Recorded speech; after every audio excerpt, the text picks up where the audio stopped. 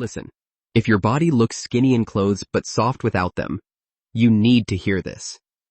There is a specific kind of frustration that comes with being skinny fat.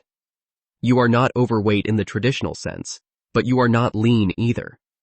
Your clothes fit awkwardly, your arms look soft, your midsection carries stubborn fat, and no matter what you try, nothing seems to change. You have probably already attempted to fix this. Maybe you went on a strict diet and lost weight, only to end up looking smaller but still soft. Or maybe you tried bulking up, gained some muscle, but also packed on more fat that made things worse. That cycle is exhausting, and the reason most people stay stuck in it is because they are following advice that was never designed for their specific situation. The skinny fat body type sits in a unique middle ground, and it requires a completely different approach than what most fitness content recommends. Understanding why your current strategy is failing is the first step toward actually fixing this for good. The traditional bulk is one of the most damaging strategies a skinny fat person can follow. The logic sounds reasonable on the surface. You want to build muscle, and muscle requires a calorie surplus, so you eat more and lift heavy. The problem is that skinny fat individuals already carry a higher body fat percentage relative to their muscle mass. When you enter an aggressive calorie surplus in that condition, your body does not prioritize muscle building the way you expect. Instead, a significant portion of those extra calories gets stored as fat, particularly around the abdomen, chest, and lower back. These are already the areas that bother you most. So after months of bulking, you look at yourself and realize you have gained weight, but the softness has gotten worse, not better. The muscle gains are there, but they are buried under a new layer of fat that makes you look even less defined. Then comes the dreaded cut phase, where you restrict calories aggressively to try to strip that fat away, and the cycle starts all over again. Bulking works well for people who are already lean and have a solid muscle base.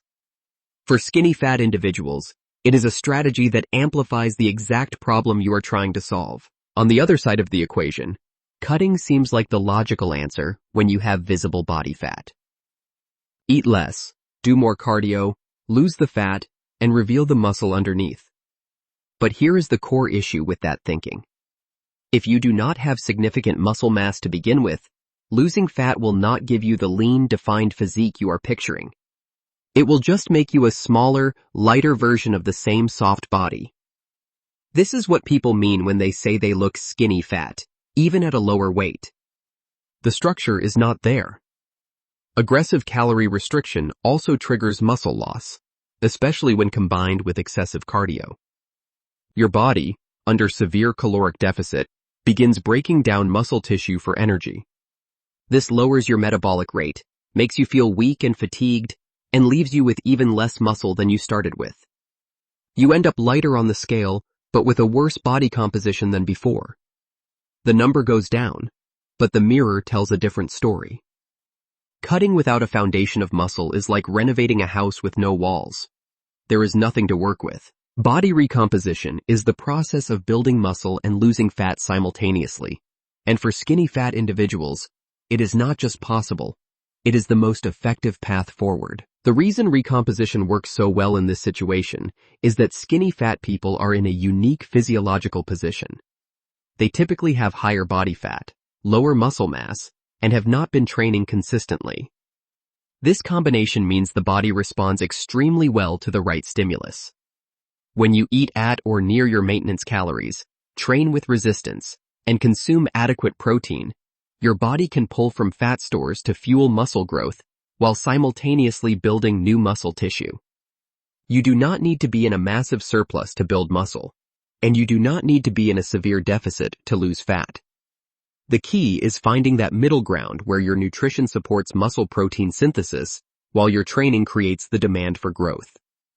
This approach is slower than aggressive bulking or cutting, but the results are far more sustainable and far more visually rewarding. You are not just changing a number on the scale. You are actually changing the composition of your body. And by the way, one of the biggest mistakes skinny fat people make is thinking they need to destroy themselves with brutal workouts or endless cardio to finally look lean. In reality, Improving recovery, mobility, consistency, and metabolic function can make a massive difference in how your body responds. That's why a lot of people are starting to combine their training with simple, low-impact metabolic stretching routines that are designed to support fat loss without beating up your joints or burning you out. If you want to learn more about that, I've linked it in the description below. Getting your nutrition right is where most skinny fat people make their biggest mistakes. The first and most critical variable is protein. You need to be consuming somewhere between 0.8 and 1 gram of protein per pound of body weight every single day. Protein is the raw material your body uses to build and repair muscle tissue. Without it, no amount of training will produce meaningful results. Most people dramatically underestimate how much protein they are actually eating, so tracking your intake for at least a few weeks is essential. Beyond protein, your total calorie intake should sit close to your maintenance level. A slight deficit of around 200 to 300 calories works well for those who are carrying more fat. A slight surplus of the same amount works for those who are very lean, but still soft. Avoid the extremes. Eating too little destroys muscle and tanks your energy. Eating too much accelerates fat storage. Focus on whole foods, minimize ultra-processed options, and build meals around protein sources like chicken, eggs, fish, lean beef, and Greek yogurt. Carbohydrates are not your enemy. They fuel your workouts and support recovery. The goal is consistency over perfection, not a perfect diet for 3 weeks followed by a collapse. Resistance training is the engine of body recomposition. Without it, you are simply dieting, and dieting alone will never fix the skinny fat problem. Your training should be built around compound movements that recruit multiple muscle groups at once. Squats, deadlifts, bench press, rows, overhead press, and pull-ups form the foundation of an effective program. These movements build the most muscle in the least amount of time and create the hormonal environment that supports fat loss. Train 3 to 4 days per week with progressive overload as your guiding principle. Progressive overload means consistently increasing the challenge over time, whether through adding weight, increasing reps, or improving form. This is what signals your body to keep building muscle. Cardio has a place in your routine, but it should not be the centerpiece. 2 to 3 sessions of moderate cardio per week is plenty. Walking, cycling, or light jogging works well. Excessive cardio, especially long daily sessions, eats into recovery, elevates cortisol, and can actively work against muscle growth. Keep cardio as a tool for heart health and a small calorie burn, not as your primary fat loss strategy. The final piece of this puzzle is the one most people overlook entirely, and that is consistency. Every strategy in the world fails without it.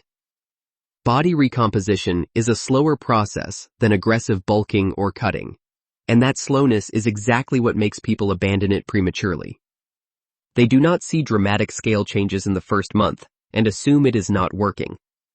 But the scale is a poor measure of body recomposition progress. Your weight might stay the same while your body is simultaneously losing fat and gaining muscle. Take progress photos every 2 to 4 weeks. Measure your waist, arms, and chest. Track your strength in the gym. These are the real indicators of progress. Avoid extreme diets that promise rapid results. They destroy consistency by being unsustainable. Avoid programs that require 2 hours in the gym every day. They lead to burnout. Build a routine that fits your actual life, one that you can maintain for months and years, not just weeks.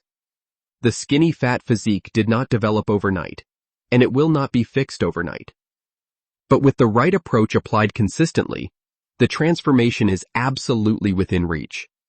Listen, the biggest mistake skinny fat people make is jumping from one extreme to another without ever giving a balanced strategy enough time to work. If this video helped simplify the process for you, make sure to like the video so more people can find it. Comment below with the word recomp if you're committed to focusing on body recomposition instead of dirty bulking or crash dieting. And subscribe for more science-backed fitness content focused on building a leaner, stronger, and healthier body without the confusion.